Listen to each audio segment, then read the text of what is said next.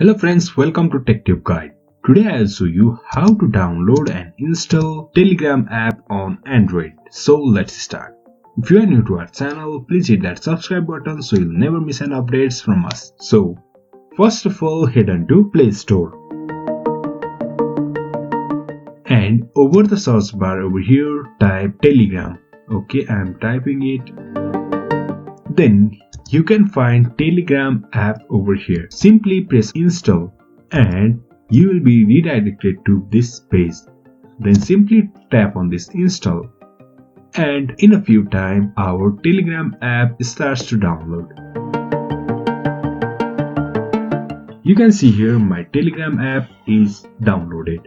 As soon as it is downloaded, the system automatically installs it to your device. So in this way, we can download and install Telegram app on Android.